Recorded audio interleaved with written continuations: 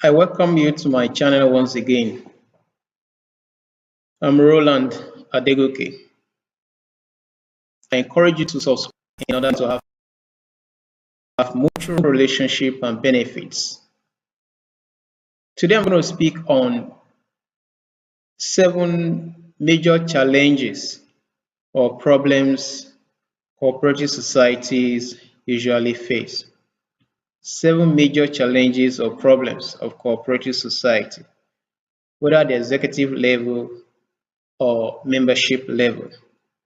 And it is very important, either you want to start your cooperative society or you've started already, you want to enroll in one, or you're already a member. These are some of the things you should try and check to avoid sinking in the midst of the ocean. This is the oasis of life, the citadel of excellence and the castle of wisdom. Number one challenge rather, is the cases of financial misappropriation, embezzlement, and diversion of funds, primarily by the executives. This has been a major challenge in running a corporate society.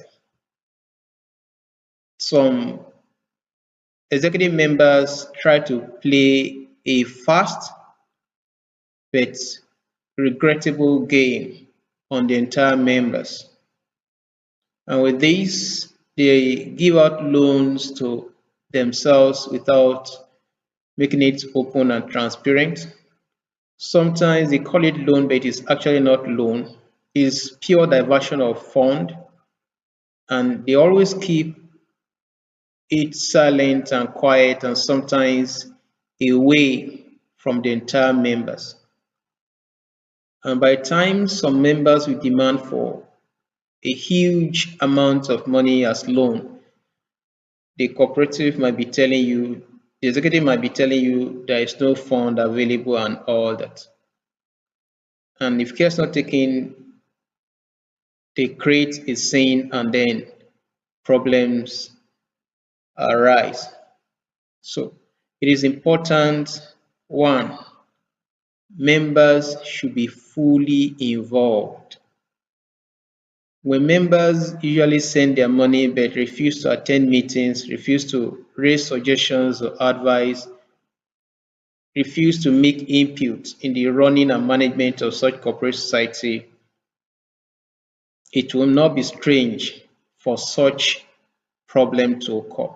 So don't leave the management, the administration, the running of the corporate society to the executive only. Make your input, make some objections, make contribution. Then sometimes too, because of too much trust and confidence, no, we trust him, we belong to the same religious organization, we belong to the same tribe, there's a person is my godfather, quote and unquote. Too much trust, such can happen. So ensure that there is transparency, there is accountability. Members should demand for it. I belong to one corporate society in which records of income and expenditure, individual contribution is published every month and each member must have a copy. Yes, some people complain there is no privacy, everybody knows what I have or what I don't have when I'm servicing loan, when I'm not servicing loan and all that. But to me, I don't really have problem with that. If your source of money is clean and you are sure you want the best from this cooperative society, why can't you comply? There is nothing hidden.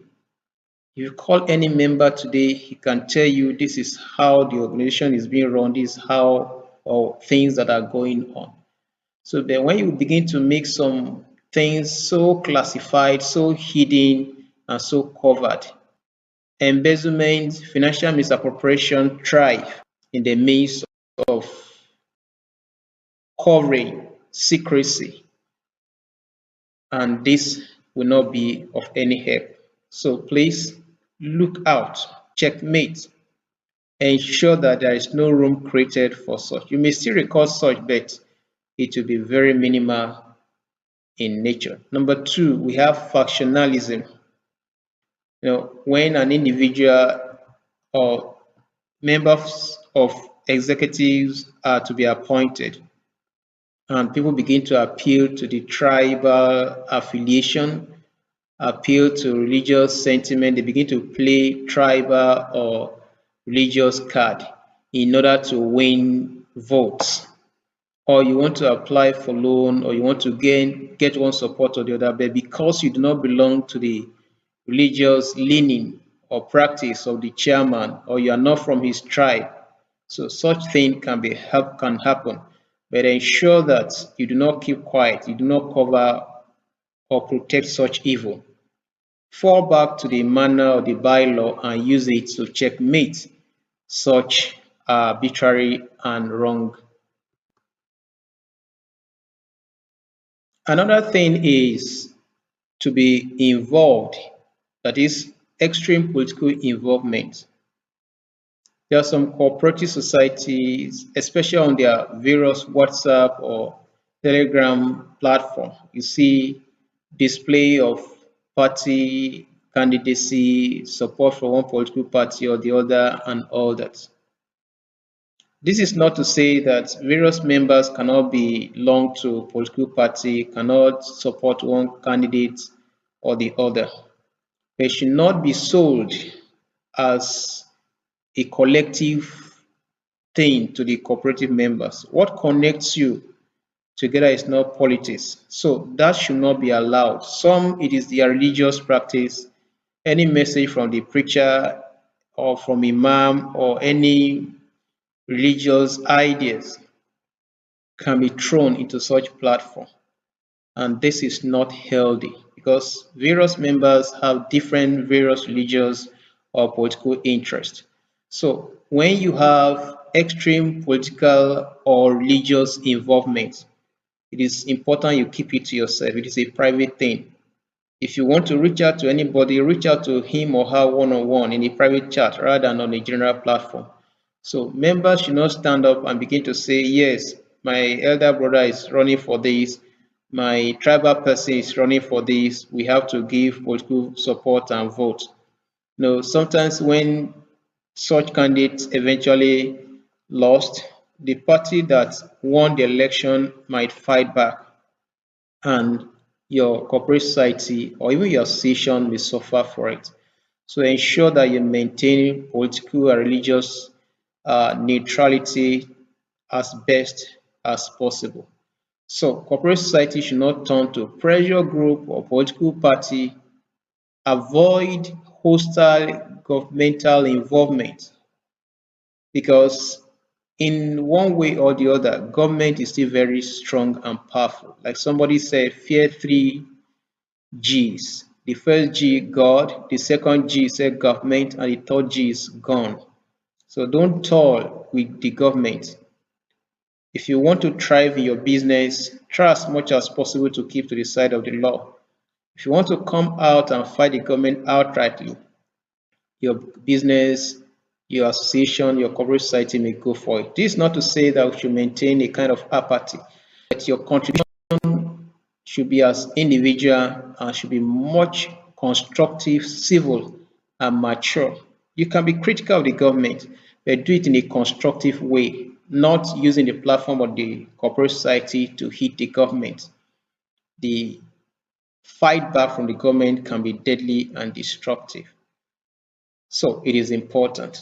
The next problem or challenge has to do with rigidity in sticking to outdated rules. There are some rules of operation that are completely rigid and outdated.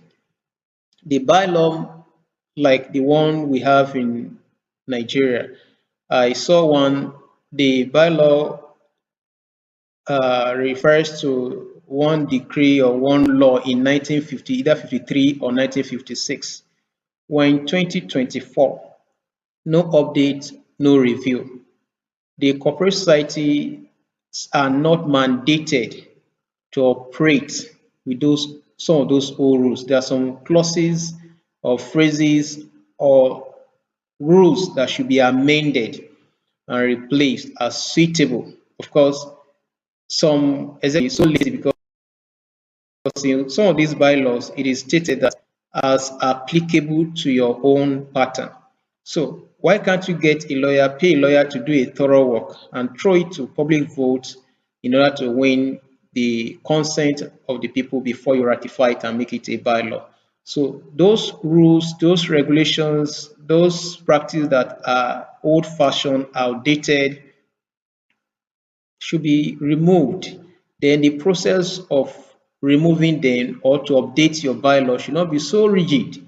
Once you have the quorum, once the house rather meets and then you throw it open, then and there is an agreement, secure the service or services of a lawyer, a legal practitioner to make it formal and then you update. So having sticking to old and outdated rules of operation, the rigidity therein is one of the challenges or problems of cooperative society. The next one is refusal to service loans by members. There are some members that their main interest or objective is just to come collect loan and then disappear. It is important you prevent it. And where such is already in operation or has happened, of course, the person that obtained the loan has a guarantor or some guarantors. One of the cooperative society I belong to, one of the conditions for obtaining loan is that you must have 1/3 of the amount you are requesting for.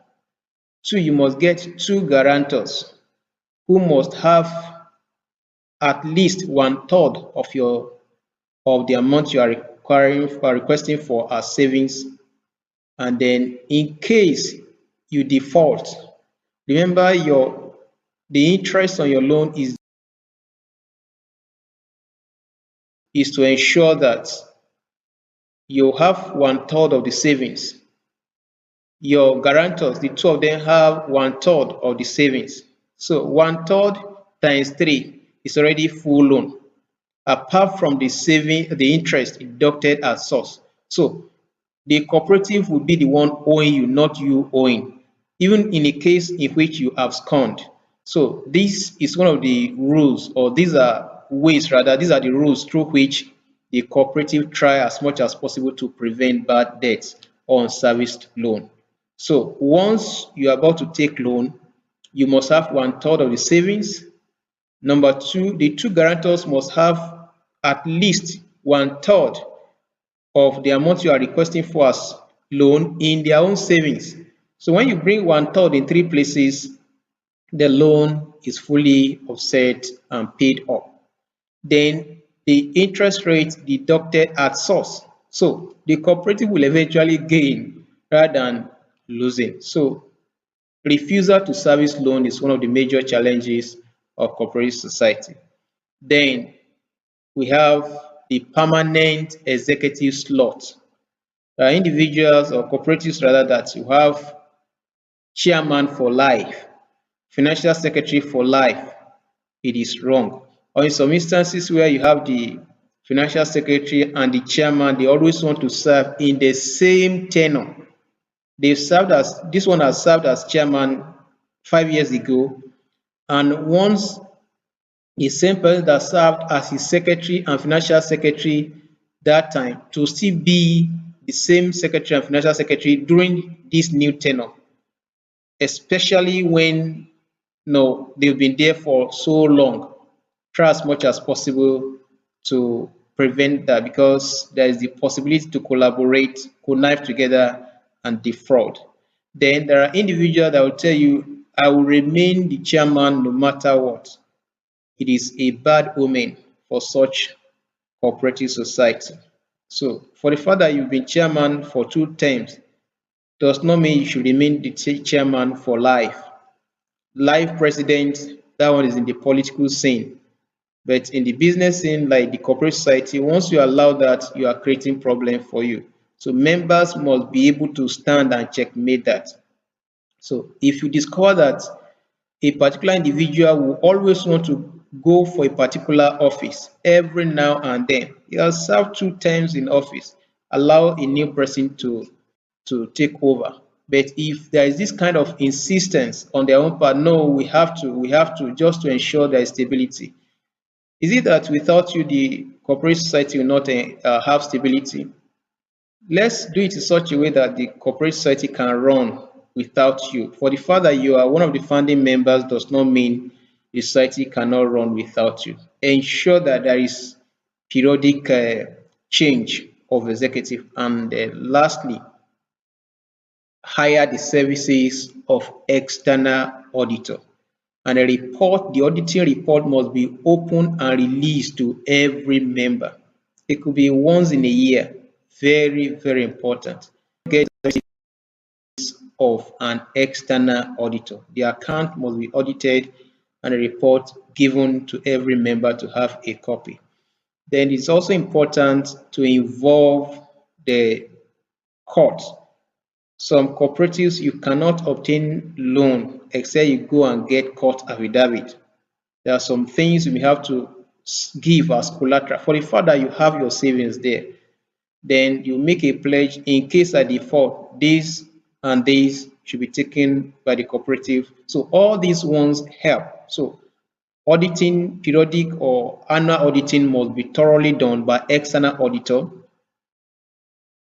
Must also involve the court of law in your operation.